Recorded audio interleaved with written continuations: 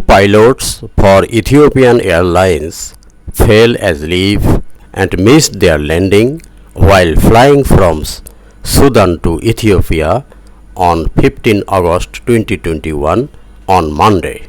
Passenger flight ET343, a Boeing 737 and 800, was traveling from Khartoum to Addis Ababa when the pilots nodded off and flew past the runway, continuing their route, Aviation Herald reports.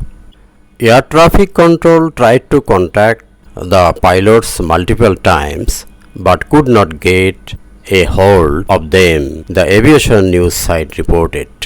When the pilots flew past the landing point, autopilot disengaged, setting an alarm that woke them up. The alarm was fateful for both the pilot and the passengers of the aeroplane.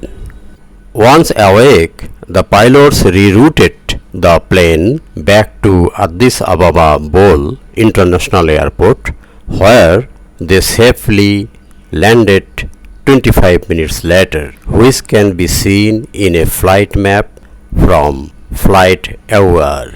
But Ethiopian Airlines would not confirm whether the pilots fell asleep, but it did put out a statement Friday stating that the flight temporarily lost communication with air traffic control. Dear viewers, please subscribe the channel and welcome to the new subscribers and welcome back everyone else. Pilot fatigue is not new. In fact, in-flight fatigue has been reported by 68 to 91% of commercial airline pilots, according to a study conducted by Frontiers.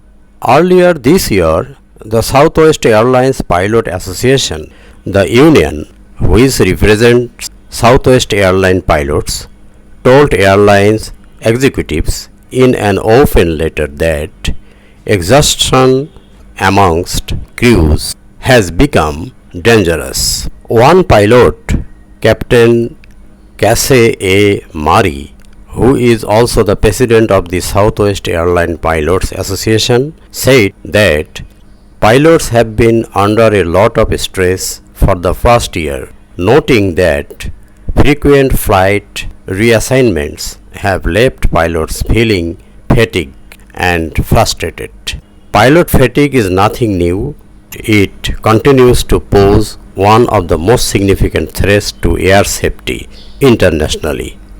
Fatigue, both acute and cumulative, has become Southwest Airlines' number one safety threat, the letter stated.